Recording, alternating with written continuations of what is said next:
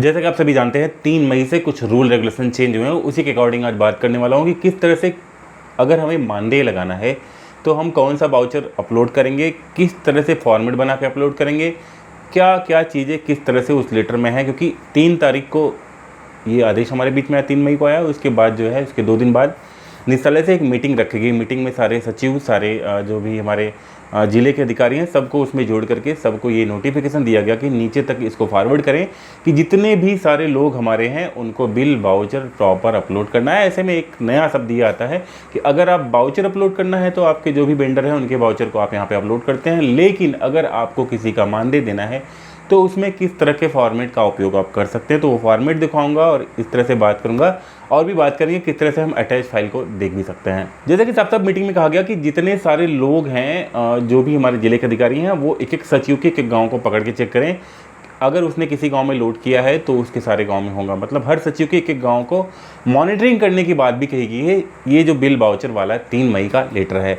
अब यहाँ पे हम बात करें तो क्या क्या लोड करना है। जैसे कि मानदेय लोड करना है तो उसका सही फॉर्मेट क्या होगा। जैसे कि देख सकते हैं आप यहाँ पे एक ये फॉर्मेट दिखा रहा हूँ आपको।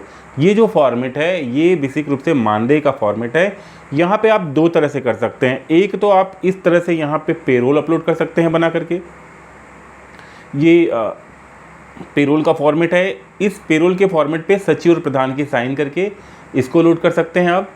ये पंचायत सहायक के लिए बता रहा हूँ स्पेशली में। यहाँ पे पेरोल में आप देख सकते हैं जो भी ये सारे कॉलम है, भुगतान उपयुक्त प्रमाण पत्र का प्रारूप, ये जो है ये लिख सकते हैं। अगर आप चाहते हैं कि इस तरह से हम फॉर्मेट ना बनाएं, क्योंकि फॉर्मेट एक बार बना देंगे तो खाली प्रिंट आउट मारना, भरना और आपको करना है, तो आप सादे पेपर पे भी ये सारे सब्जेक्ट को एक तरह से बना करके आप दे सकते हैं। दूसरी चीज़ बात करें प्रधान के मानदेय या पंचायत सहायक दोनों के मानदेय के लिए ये जो प्रमाण पत्र है ये कर सकते हैं। जैसे कि देखिए यहाँ प्रधान का नाम है और वो प्रमाणित करता है कि फला फला जो है फला पद पे काम है, या फिर स्वयं के लिए भी प्रमाणित करता है कि मैं जो है इसको इतना मानदेय देने की अनुमति प्रदान करता हूँ।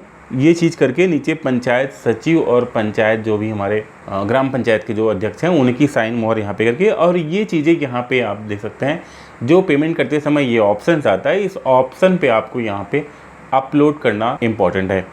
साफ रूप से मीटिंग में ये भी कहा गया कि इसके जो पोर्टल है इस पोर्टल पे इस चीज़ को मैंडेट कर दिया जाए। तो उन्होंने कहा कि अभी तो नहीं, लेकिन अगले महीने तक ये चीज़ें मैंडेट भी हो जाएंगी कि बिना आप अपलोड किए वाउचर को फ्रीज नहीं कर पाएंगे। तो ये जो है 2 फॉर्मेट थे।